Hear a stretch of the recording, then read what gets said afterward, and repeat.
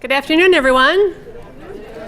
Good to see you again. I'm Debbie Nutley in Human Resources, for those of you who don't know me.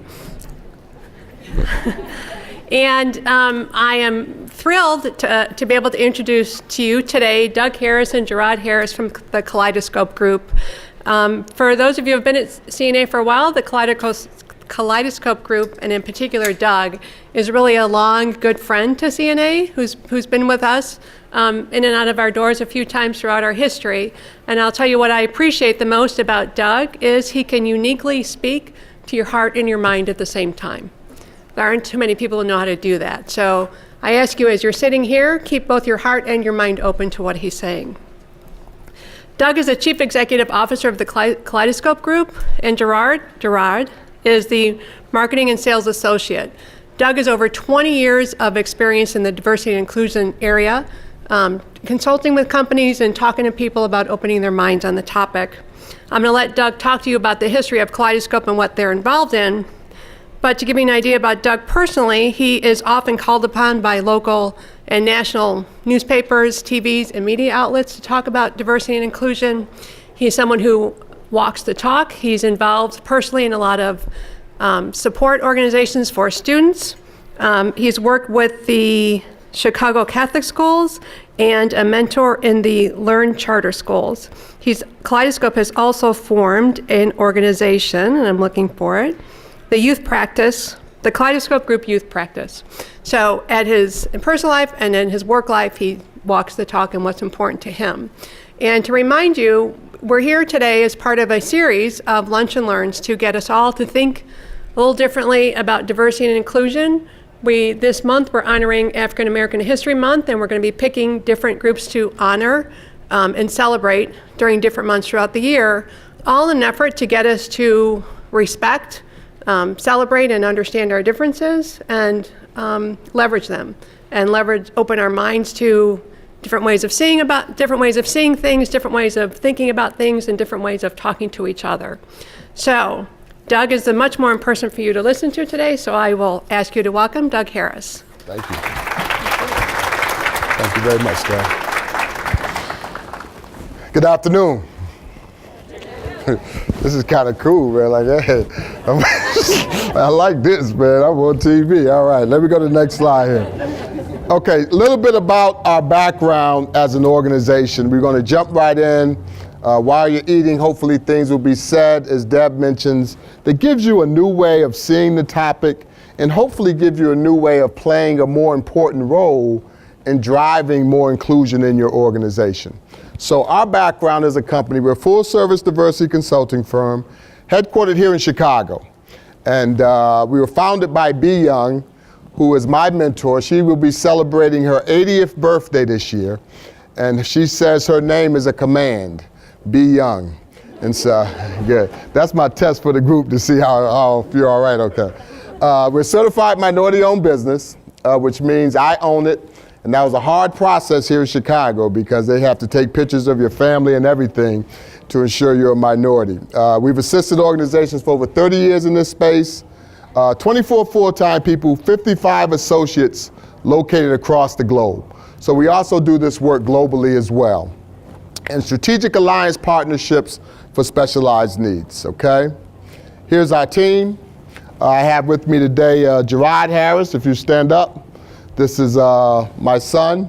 Take a good look at him. I'll be firing him soon, so. No, just kidding. He's doing an outstanding job. Look at you on TV, man.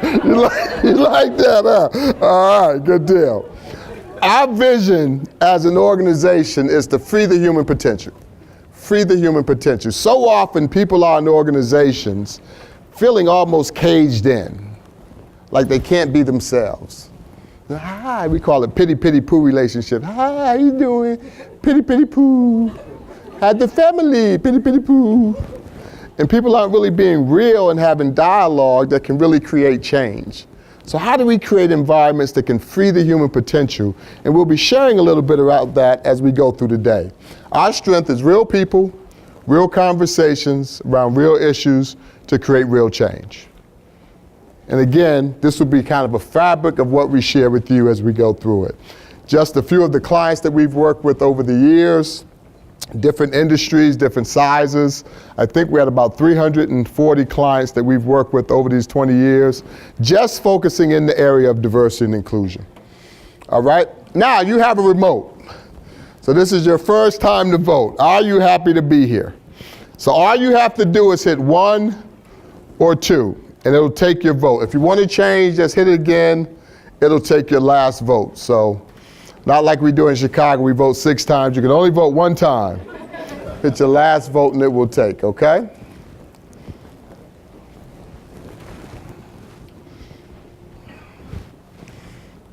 Three seconds.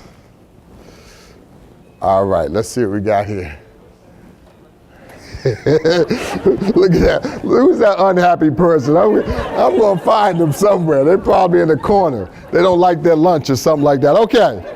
Well, most of you are happy, all right? So that's a good thing. Most of you are happy. Anyone don't have a remote, let Gerard know. Gerard over here, I think they don't have a remote. And we'll get you one as well, okay? So throughout this discussion, we'll have you vote to just get different perspectives on the topics that we'll be sharing. Exploring D&I, just want to take a minute here to talk about the subject before we dig into real talk and diversity of thought. So our definitions of this is inclusion is to value and leverage the differences to achieve superior results. And diversity is a variety of abilities, skills, and cultural backgrounds in all stakeholders. Okay, so diversity is kind of that mix.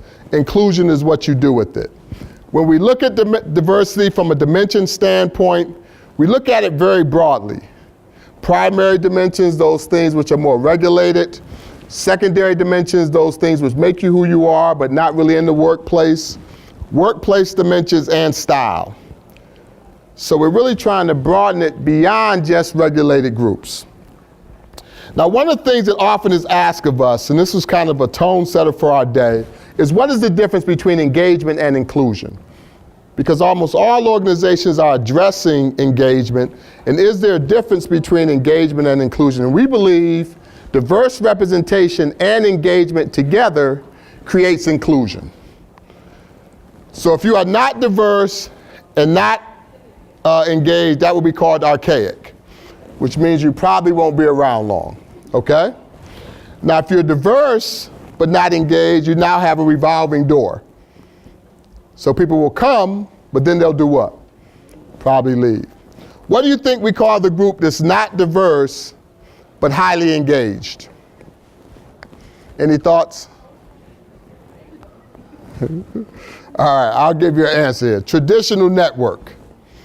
We used to have another name for it, but we got more inclusive in our language, okay? So we call it the traditional network. Now, if you are diverse and you are engaged, we call that inclusion. Now, I tell a story. My wife and I were going to a football game, and we're walking through the parking lot, and I see some good friends of mine who are tailgating. So I say, hey, baby, can I say hello to them for just a few minutes? She's like, go ahead. So I was like a little kid, yes. So I go over to my buddies, hey, we hitting each other on the back and interrupting each other every 5 seconds. Beautiful conversation. I'm loving every minute of it. We are not diverse, but we are highly engaged.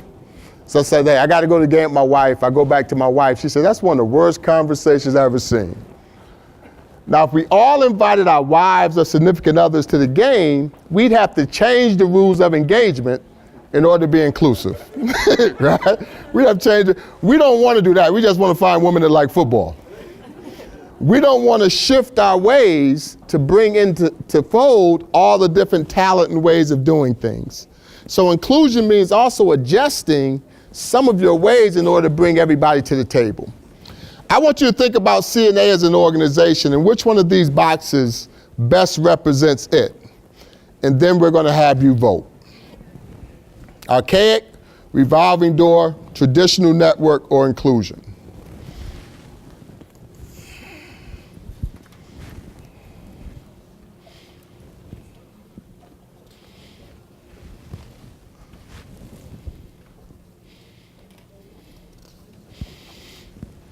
Okay, 3 seconds.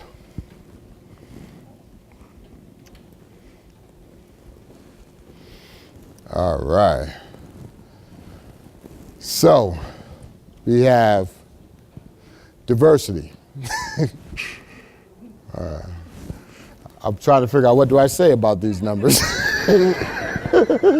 I'm not frequently stumped, but what do I say about these numbers? We like to see a curve. It's a real broad spectrum here, correct? Some people seeing the organization inclusively. The biggest group would be traditional network. Some saying revolving door. Smaller groups saying it as archaic. And many times in the space of diversity, we're going to be talking about diversity of thought, is what is the difference between perception and reality? Is there a difference between perception and reality? We often think you got a perception, I got reality. But everybody's perception is what? Their reality. And what do? We find people with the same perception and think we're right. You know what I'm talking about, right? Yeah. I knew it. Yeah. Right? So people hang out with people with the same perception instead of bringing the differences together to achieve this concept called diversity of thought. So this is interesting. I would say everyone's right in their own eyes, correct? But we'd have to bring that together to come to some kind of common understanding. So let's talk a little bit about diversity of thought. And first I'm going to give you a definition and just kind of read it to you and make it kind of sink in for you. But it's coexistence, expression, and utilization of a wide variety of ideas, thought processes, and opposing perspectives, leading to new and unprecedented insights and outcomes.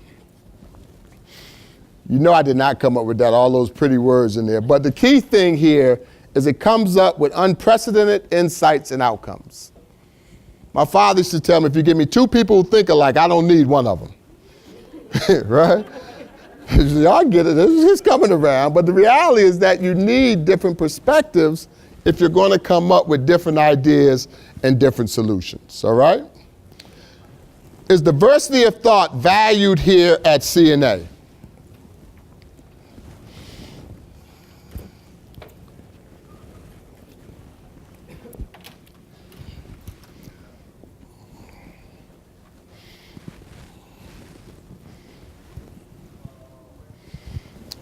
Three seconds. Okay. Y'all like that big pole in the middle, huh? Okay. So we have yes, 23%, sometimes 68%, and 8% no. So that sometimes message is probably telling us, well, it depends on who I'm talking to. Depends on who you work for. Some of us, you ever had a manager that values differences and values diversity of thought? You ever have a manager that doesn't? Say, what you think? I think what you think. You tell me what you think and I think the same thing. Right? We go like this. We call this chicken eating corn. Mm-hmm. What you think? Oh, that's good, that's good, that's good. Then they leave the meeting. Oh man, you see that mess? Why you say that in the meeting? I ain't gonna say that in the meeting. I'll wait till I go to the bathroom. Right? I tell people, if you're going to have the real conversation in the bathroom, take your desk in there too. The real conversation needs to take place where? In the organization where we can really get this diversity of thought. Now, in order to achieve that, we have to have what we call real talk. We have to have real talk. And what do we mean when we say real talk? Real talk means there's an environment for the real talk. We have the courage to have the real talk. We're competent with the skills to have the real talk, and we value the outcome of the real talk. So it's the environment, which means what? Leaders must set the environment for people to feel free to have that conversation. But individuals must have what? The courage to share. You ever say something in the meeting, and after the meeting, everybody, man, I'm glad you said that. I wanted to say it, you know, but I'm glad you said it. Next thing you know, you gone. No, I'm not gonna say that, but. But the reality, everybody want everybody else to be courageous. You courageous, man, woo, say it again. We all need to have what? The courage to share. Now, we also need to have the competence to share. What we talk about here is just respectful dialogue. Just because there's diversity of thought and there's different ways of seeing things, we can still be respectful and competent in that sharing. And then lastly, we must see the value. We must believe that if we have this diversity of thought, we're going to come up with better outcomes, we're going to be a better organization, we're going to have better solutions. My son and a few of his colleagues are not too long out of college in our organization. And they just have different ways of seeing things based on their view of the world. Different ways of operating, different ways of doing meetings, different ways they use technology. And this brought a lot of power to our organization in receiving that and just accepting it. So there's a lot of stories around the value that this can bring. Let's jump in and see how all of these different areas can be enhanced. So leaders must first build relationships, encourage participation, and appreciate diverse thoughts. Does appreciate diverse thoughts that means that you have to agree with everything? No. But at least say, look, I appreciate you sharing that. Here's what I got from that. We might not be able to do it now, but please bring other ideas as well to make sure the environment to share is there. Because one of the things that we deal with is people in the workplace, we have a concept called peace versus trust. And some people want to have peace, other people want to have trust. So if you want to have peace, what are you going to do with the truth? Cover it up. Pity, pity, poo. Right? If you want trust, what are you going to do? You're going to probably be honest. But you don't want to have brutal truth like this model says. Anything that starts with brutal probably isn't that good. We want to have what? Respectful truth. We don't want to conceal it or hide it. We want to have respectful truth. And respectful means you're dealing with the person in a way that fits them. A story I tell my son, one of my younger sons, when he was about 8 years old, he played the trombone. And that was not a good experience for the household, okay? You're like, oh boy. So I said, well, maybe all the kids at 8-year-olds are that bad. But we went to a recital, I'm like, no, he's just bad by himself. He's just not that good. So after the recital, he said, Daddy, how did I do?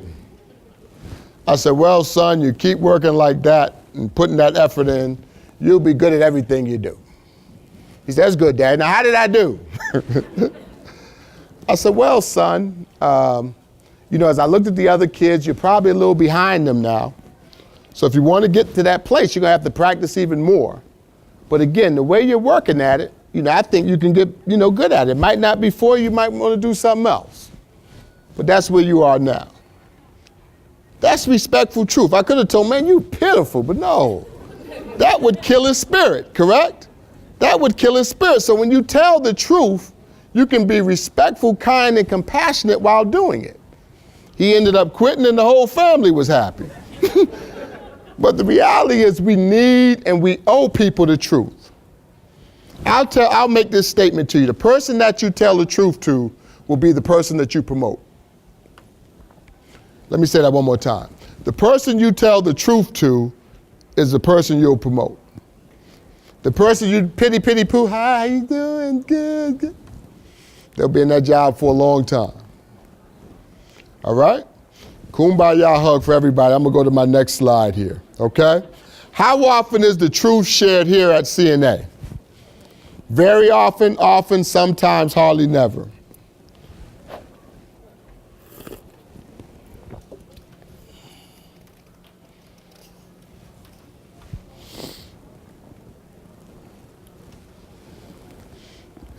Three seconds.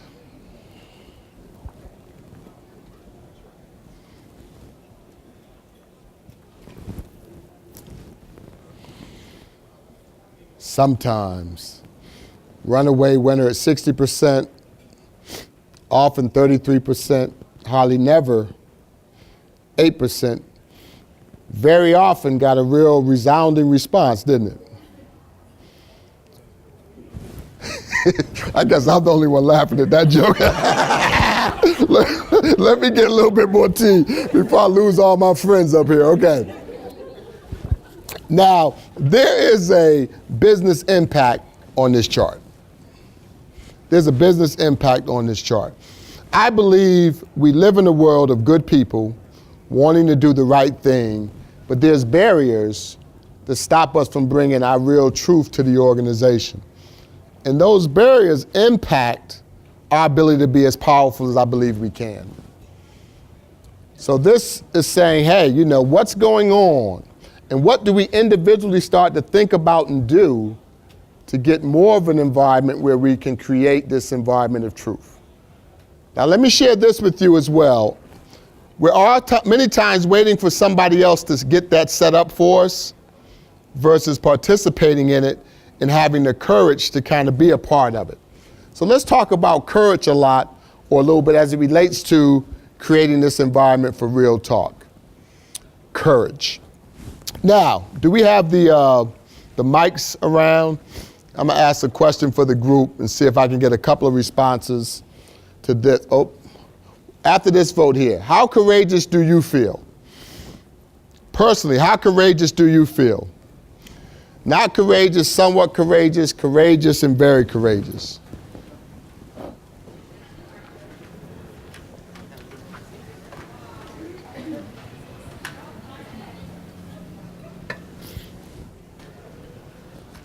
Three seconds.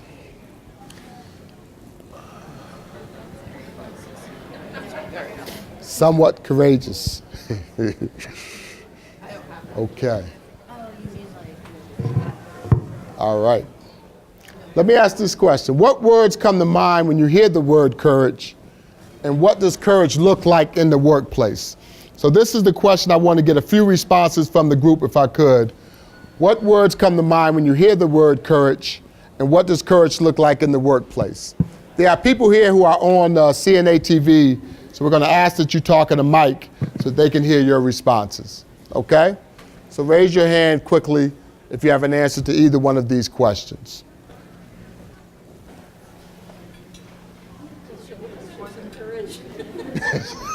Right. Who has courage, right? I hear integrity when I hear courage. Yep, integrity, a big part of courage. Yes. Outspoken. Oh my God, this is loud. Outspoken. Outspoken comes to mind, yes. Outspoken. In the workplace, challenging the conventional ideas is courage. Okay, all right. A willingness to go against the status quo. Okay, willingness to go against the status quo. Transparency. Transparency. It takes a lot of courage to be transparent. Exactly. To be real, open and honest, and share your real truth, no question. I think fearless. Fearless, yes. Who's fearless? Not many of y'all. Let me go back to that last vote, right? Not many, but that's what it takes, a sense of fearness and also a sense of thinking about, hopefully, the bigger picture instead of thinking about ourselves. Yes. Okay, I'm sorry. Willingness to do the right thing when it'd be easier not to. Yes. Willingness to do the right thing when it's easier not to. And who are you looking out for if you don't do the right thing? Yourself. When you do it, you're looking out for those who are bigger at a bigger level. So appreciate that sharing. A couple of more? Yes. Self-assured. Self-assured. Yes. We think it's about other people, but it's really about who? Being self-assured yourself. No question. One more back here, then we're going to continue on. What's up, Calvin? I would say confidence. Confidence. Yes. No question. Now, confidence is interesting because you have to be confident. It's not that you're right, but you're just willing to share. You're just willing to share. And what will happen, even if what you're using or what you're saying might not be utilized, you'll gain insights just by way of sharing it, okay? Give yourself a round of applause for all those responses. Let's dig in, and I want to share a model around courage. And some of the things that we talked about is in this model. So you have a person, and this person is up against a challenge, all right? So there's three different levels of courage. There's fearful, cautious, and courageous. So if they're fearful, they will take no action, and the outcome will be what? No change. If they're cautious, they will take a fearful action, so they'll start hinting. They may not say anything. How'd you like the meeting? Well, the last one was a little bit better. You know, we hint at things instead of telling the direct truth. You might get change when you do that. If you're courageous, you'll take what? The best action. And that action is normally well thought out. There's a bigger picture in mind. And so then hopefully you'll have the best chance for change. Doesn't mean that when you're courageous all the time, change will happen, but you get the best chance for change. I guarantee you, if you do nothing, nothing will change. Don't call the diversity guy telling me you got problems if you haven't talked to your manager about them. Let me give you some quotes that kind of highlight different thoughts on courage. Bravery is being the only one who knows you're afraid. So you could be afraid, but you're still going to go forth anyway. Courage is being afraid, but going on anyhow. Courage doesn't always roar. Sometimes courage is the little voice at the end of the day that says, I'll try again tomorrow. Courage is what it takes to stand up and speak. Courage is also what it takes to sit down and listen. Some people have a courageous mouth, but not courageous ears. Right? So I tell you my truth, but I don't want to hear yours. Courage takes both of those at play. It takes a great deal of courage to stand up to your enemies. I like this one. But a great deal more to stand up to your friends. Do we need courage sometime to stand up to our friends? Right? Tell your partner, look, man, you foolish. Why you say that? Because I love you. And I don't want you to get in trouble doing that foolishness that you're doing. I wouldn't use those words. I'm just making a point here. But we got to tell people what? The truth. We'll wait till they get fired. I knew they were going to get fired. Well, why didn't you help them? I got my own job. Okay, come back to the courage class. Cowards die many times before their deaths. The valiant never taste death but once. So when you're not being truthful, it's eating you alive. You need to know that. There's an impact on you if you're not being truthful and courageous in sharing your truth. Let's go into competence for a moment. We talk about cultural competence as a way to get the truth shared. So I'm going to have if we could roll them again for a quick second with the mics. What does it mean to be culturally competent? What does it mean to be culturally competent? Raise your hand, and our colleague friends will hopefully find you. Let's give our colleagues who volunteered and didn't even know they had this job. All right, let's give them a hand. Thank you. Yes. To know enough about the rules at play that you can be honest and truthful. Okay. In the right way. Right, so to know enough about the rules at play in the turf so you can be honest and truthful in the right way. Mm-hmm. And to be understanding, respectful, and appreciative of different perspectives. Yes. And understanding people are coming from different places. Right, so understanding, appreciative, and respectful, and realizing people coming from a different place than us, so at least be understanding, appreciative, and respectful. Any other thoughts on cultural competence? Cultural competence. Okay, we won't belabor this one. Let me give you our definition of cultural competence. It's how you think, believe, and demonstrate inclusive behaviors in all situations. Does that mean you need to know everything about everybody who is different? No. It's how you think, believe, and demonstrate inclusive behaviors in all situations. Many times when people get cultural information about you, they misuse it. I started my career with Procter & Gamble in sales and sales management. I sold toilet paper. So I like my job a lot more now, but that was the beginning of my career. And early in my career, the senior leaders went to a meeting on ethnicity, and they found out that African Americans are very close to their grandmother. So I came to work the next day, like, hey, Doug, how's your grandma? How's your grandma? How's your grandma? How's your grandma? How's your grandma? I call home, I'm like, Grandma, you all right? Everybody asking about you. You know, so sometimes we get cultural information and we misuse it. Now that's not bad information to have per se, but at the same time, being culturally competent, you treat people as individuals. Does that make sense? You get to know people, understand what's going on. So if I come to work and say my grandma's sick, you might say, oh, that person might be important to them. But you still have to treat people as individuals. Now, in the space of valuing diverse perspectives,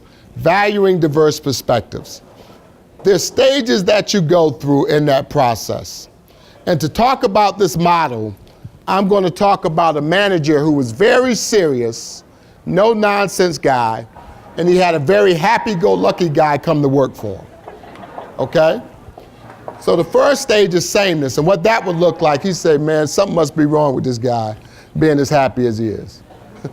He's expecting everybody to be what? Just like him. The second stage is called tolerance, where he'll say, okay, no problem, give me the happy guy. He won't be happy but so long, you let him hang out with me. So I tolerate him until I change him. The next stage is accepting, where you say, you know what, it's kind of nice to have the happy guy here. And then that fourth stage is valuing, where you say, no matter what team I have, I'm going to make sure I have me a happy guy on it. Now, many times when we tolerate difference, we think we're valuing it. We'll hear comments, I got one of those in my department. Just promoted one of those. One of my best friends is one of those. I ain't got no problem with one of those. I like one of those. Those are nice people. Let me give everybody go by now. I'm sorry. But those are tolerate statements versus valuing statements. And you have to have real talk and real dialogue to get to that valuing place.